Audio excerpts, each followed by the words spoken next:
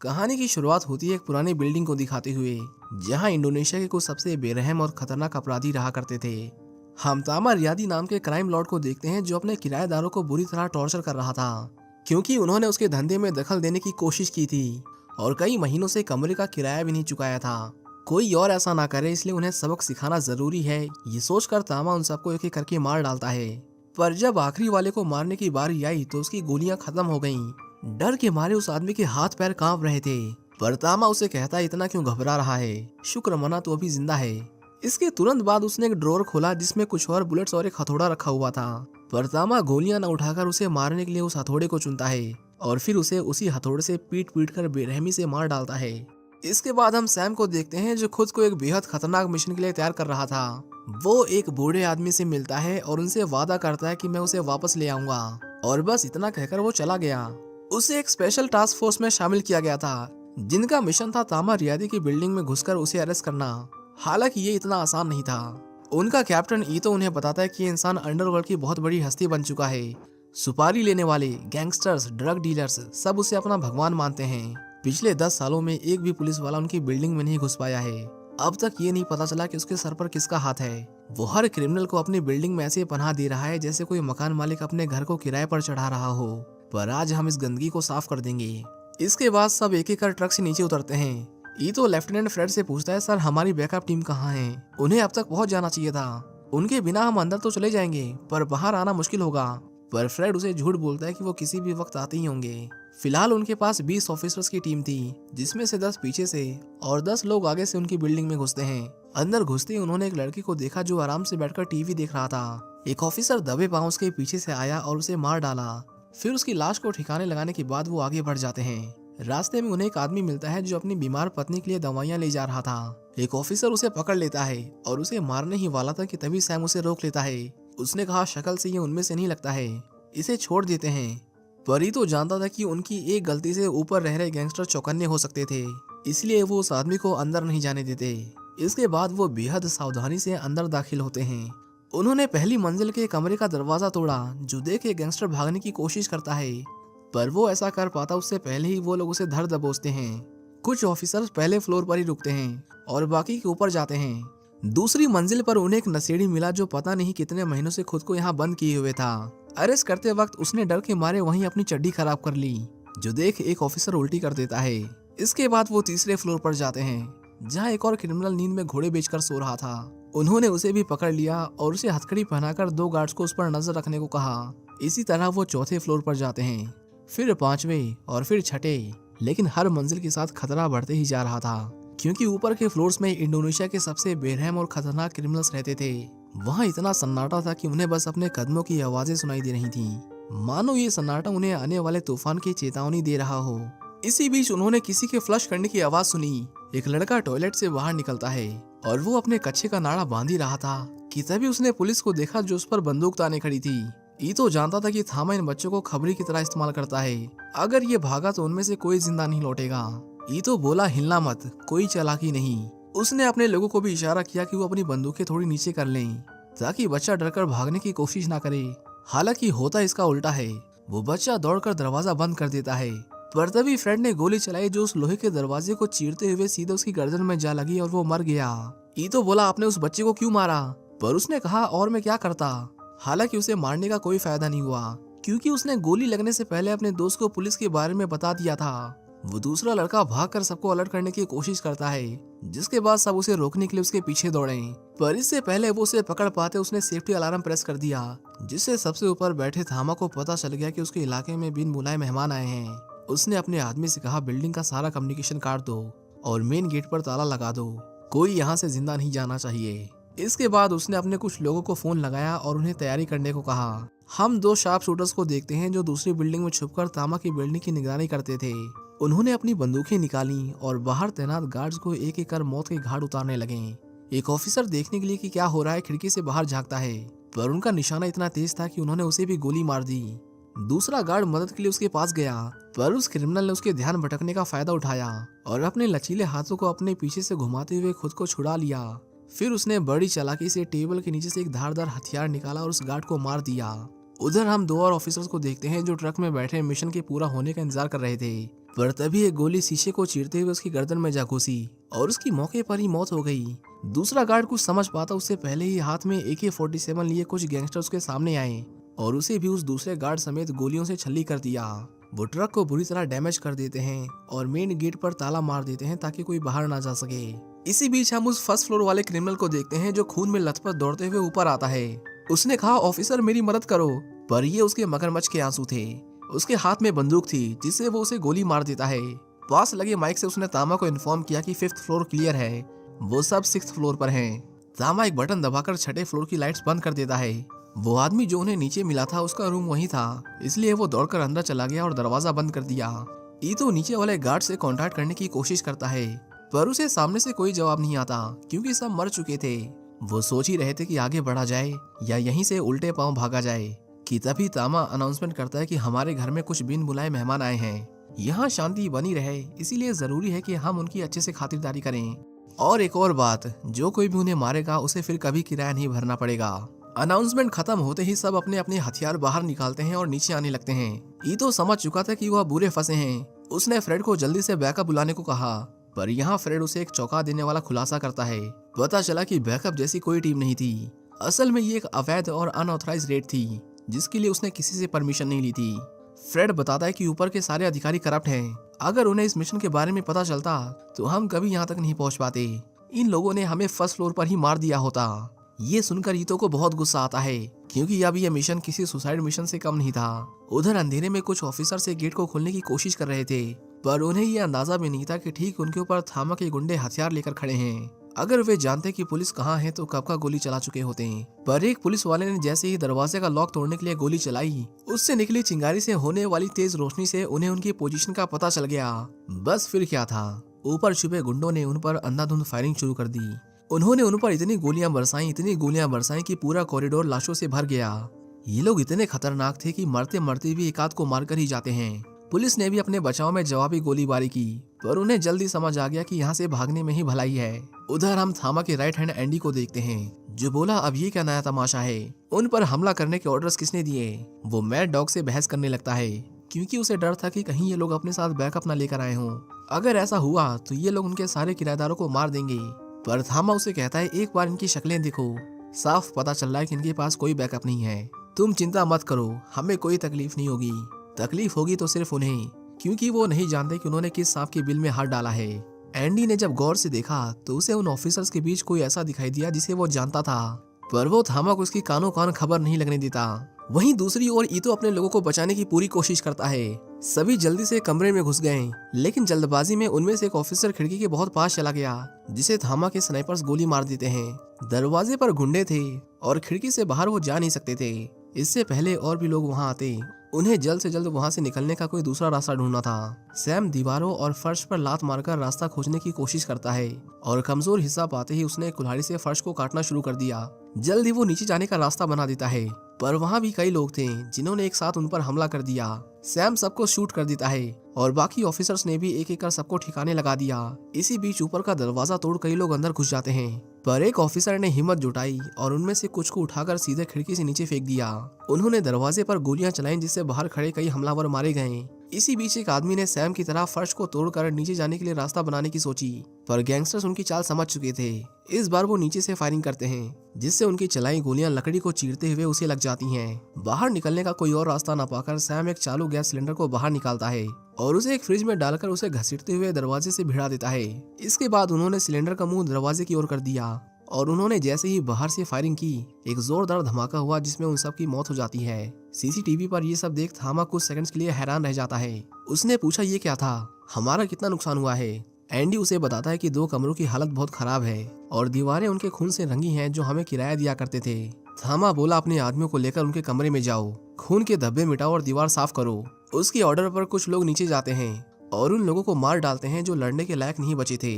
उधर सैम को जब होश आया तो वो आगे बढ़कर कुल्हाड़ी उठाने की कोशिश करता है, पर तभी ईतो ने उसे इशारा करके ऐसा करने से रोक लिया। इसके बाद सैम दबे पांव आगे बढ़कर अपने जिंदा साथियों की मदद करता है। उसने ऊपर चढ़ने के लिए एक स्टूल लगाया और सब एक एक करके फिर एक बार ऊपर की ओर जाने लगे।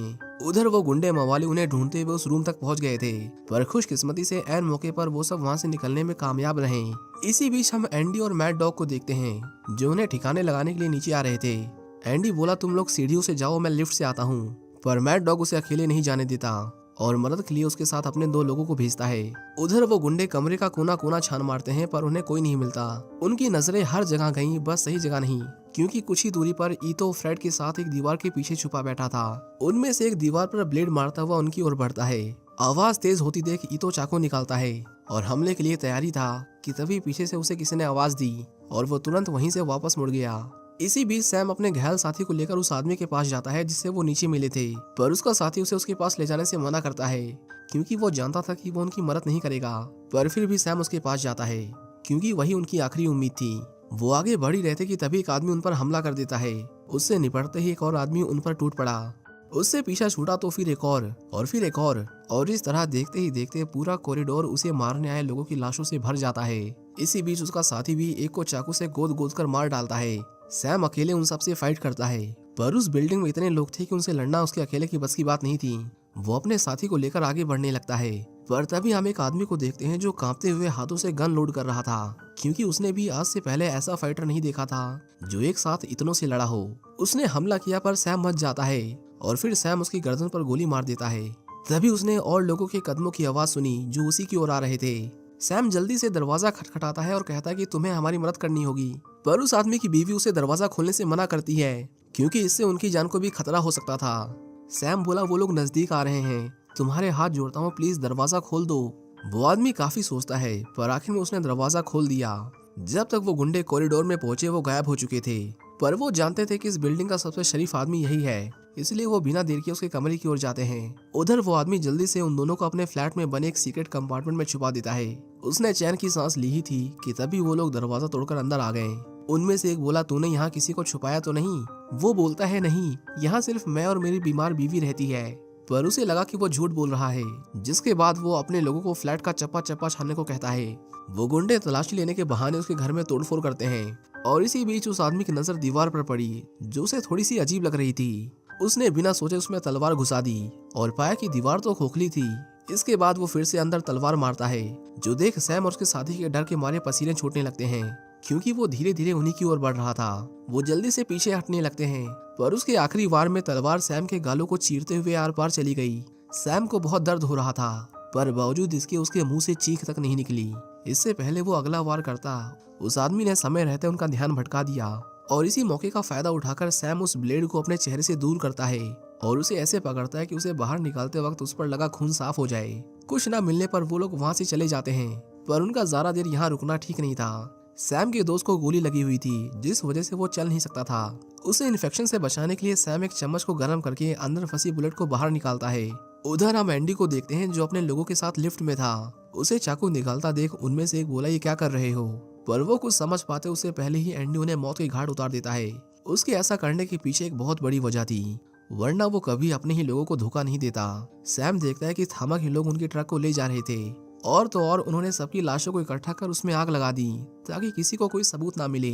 सैम बोला मुझे इस जगह के बारे में सब कुछ बताओ, मुझे उसे हर हाल में पकड़ना है। वो आदमी कहता है थामा का पूरा कंट्रोल है इस जगह पर। ऊपर बैठकर वो इस बिल्डिंग के कोने कोने पर नजर रखता है। यहाँ तुम्हारी मदद कोई नहीं करेगा, तुम्हें अपना रास्ता खुद ढूंढना होगा। वो ये भी बताता है कि जिस आदमी को तुम लोग फ्रेड बोल रहे थे उसे मैंने पहले भी यहाँ देखा है। जितना मैं इस बिल्डिंग के बारे में जानता हूँ उतना वो भी जानता है। हो सकता है कि सब उसी की चाल हो। वैसे भी कौड़ियों के दाम बिकते हैं तुम्हारे ये सारे पुलिस वाले। सैम कहता है हर पुलिस वाला बिकाऊ नहीं होता। अपने दोस्त को वहीं छोड़कर सैम धीरे धीरे आगे बढ़ता है, पर कुछ कदम चलते ही उसे किसी के चीखने की आवाज आई। इससे पहले वो कुछ सोच पाता है एक आदमी अचानक से उसके सामने आ धमका। उसने जैसे ही उसे देखा वो चिल्लाकर शोर मचा देता है, जिसके बाद सारे हमलावर उसके पीछे पड़ गए। एक ने उसे पकड़ लिया, पर सैम उसे उठाकर नीचे फेंक देता है जिससे उसकी रीढ़ की हड्डी टूट गई। एक उस पर धारदार ब्लेड से हमला करता है तो वहीं दो लोग जल्दी से ऊपर चढ़कर उसका रास्ता ब्लॉक करने की सोचते हैं। सैम अपनी पूरी जी जान लगाकर भागता है, पर जल्द ही वो डेड एंड तक पहुंच गया। अब वो हर तरफ से घिरा हुआ था, जिसका मतलब अब वो भाग नहीं सकता, उसे लड़ना ही होगा। सब एक साथ उस पर टूट पड़े, पर सैम उन सबसे अकेला फाइट करता है। इसी दौरान एक ने उसकी टांग पकड़ ली और दूसरे को उसे काटने को कहा, पर सैम मौका रहते बच निकला। वो हथियार उठाने की कोशिश करता है, पर वो लोग उसे बार बार पीछे खींच ले रहे थे। अब सैम को गुस्सा आ गया था। वो एक को उठाकर उसकी गर्दन को सीधा नुकीली लकड़ी के सिरे में दे मारता है और दूसरे को भी उसने तब तक पीटा जब तक वो जमीन पर गिरकर ढेर नहीं हो गया। आखिर में सिर्फ एक बचा, पर वो बहुत ताकतवर था। दोनों के बीच बहुत ब्रूटल फाइट होती है, पर सामने वाला हार मानने को तैयार ही नहीं था। उसे कितना भी मारो वो बार बार उठ जाता था, जिसके बाद आखिर में सैम उसे अपने साथ लेकर खिड़की से नीचे कूद जाता है। इतनी ऊंचाई से गिरने की वजह से वो नहीं बच पाया, पर सैम अभी भी जिंदा था। थामा के स्नाइपर्स उस पर फायरिंग करते हैं, पर उनसे बचते हुए वो फिर से अंदर आ गया। सैम को बहुत चोट आई थी, पर इसके बावजूद भी वो अपने लड़खड़ाते हुए पैरों के साथ आगे बढ़ता रहा। इससे पहले वो पकड़ा जाता, कोई उसे अंदर खींचकर उसकी जान बचा लेता है, और हम देखते हैं कि ये कोई और नहीं बल्कि एंडी था। उधर हम ईतो को देखते हैं, जो समझ गया था कि ये सब फ्रेड ने किया है। वो पूछता है, तुम्हें ऑर्डर्स किसने दिए थे, किसके कहने पर तुम हमें यहाँ लाए? फ्रेड झूठ बोलता है कि ये मेरे ऑर्डर्स थे, पर ईतो जानता था कि वो ऐसा नहीं कर सकता, क्योंकि कोई भी ऐसे मिशन के लिए अपनी जान खतरे में नहीं डालेगा। उन्हें जानबूझकर फंसाया गया था, क्योंकि वो सब डिपार्टमेंट के कुछ गिने चुने ईमानदार लोगों में से एक थे। ईतो समझ गया कि वो यहाँ तामा को अरेस्ट करने नहीं आए थे, वो यहाँ किसी के फायदे के लिए आए थे। वो फ्रेड से पूछता है, कौन है वो जिसने हमें इस तरह मरने के लिए छोड़ दिया? पर फ्रेड कहता है, मर जाऊंगा पर उसका नाम नहीं बताऊंगा। उसी वक्त ईतो ने फैसला कर लिया कि यहाँ से बाहर निकलते ही वो उसे हर हाल में सलाखों के पीछे डालेगा।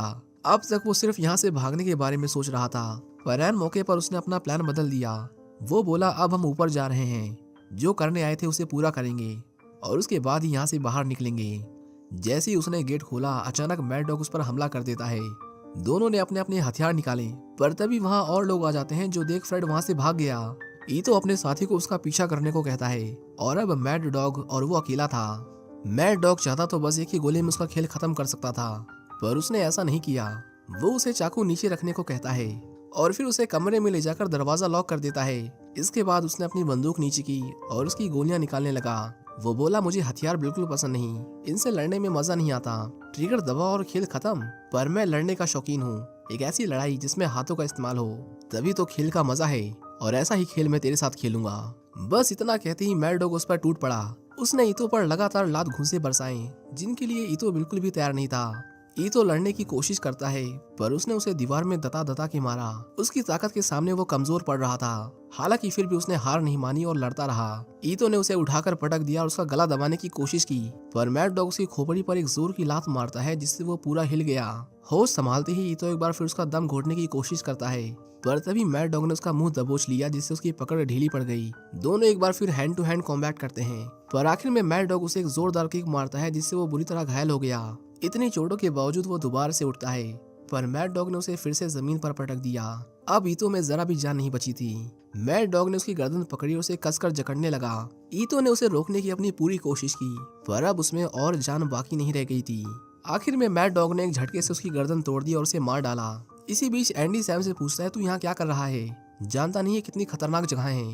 पता चला कि एंडी और सैम दोनों सगे भाई थे, पर उन्होंने सालों से एक दूसरे को नहीं देखा था। सैम बोला, वांटेड लिस्ट में तेरा नाम देखकर मेरे तो होश उड़ गए। 6 साल तक तू गायब था और अब मिला तो इस तरह। एंडी चाहता था कि वो अभी इसी वक्त यहाँ से निकल जाए, पर सैम अपने साथियों के बिना कहीं नहीं जाने वाला था। वो उसे भी अपने साथ चलने को कहता है, पर एंडी उसे कहता है कि तू समझ नहीं रहा। मैं जानता हूँ कि जो मैं कर रहा हूँ वो गलत है, लेकिन मैं इसी में सही हूँ। बस यही चीज है जो मैं करना चाहता हूँ, और इसी में मेरी पहचान बन चुकी है। वो बोला, वर्दी उतार के जा, शायद तू बच जाए। पर सैम ऐसा नहीं करता, क्योंकि वो मानता था कि यही वर्दी उनके बीच का फर्क याद दिलाती है। एंडी उसे सब शांत होने तक यहीं रहने की हिदायत देकर वहाँ से चला जाता है।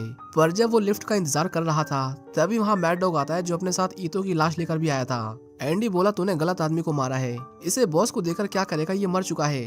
जिस पर मैड डॉग बोला, ये दिखाकर उन्हें अपनी वफादारी साबित करूंगा, तेरी तरह फट्टू नहीं हूँ जो खाली हाथ लौटूं। उधर सैम जब अपने बचे हुए साथियों को ढूंढ रहा था, तभी उनमें से एक ने उसे पीछे से आवाज दी। सैम बोला, तुम लोगों को एक दूसरे का साथ नहीं छोड़ना चाहिए था, ऐसा क्यों किया, अलग क्यों हुए? जिस पर ऑफिसर उसे बताता है कि सर्जेंट हमें छोड़कर भाग गए थे, जिसके बाद कैप्टन ने मुझे इनकी जान बचाने के लिए भेज दिया। सैम कहता है, यहाँ जितना भी खून बहा है उसके जिम्मेदार सिर्फ तुम हो। अब हम ऊपर जाएंगे, जिसे पकड़ने आए थे उसे पकड़ेंगे और फिर उसी का इस्तेमाल करके बाहर निकलेंगे। दूसरी ओर मैड डॉग ईतो की लाश को थामा के सामने पेश करता है। थामा एंडी से पूछता है, तुम क्या लाए हो? उसने उसके हाथ देखे, पर उनमें चोटें तो छोड़ो, खरोच का एक निशान भी नहीं था। थामा बोला, तुम कुछ छुपा रहे हो।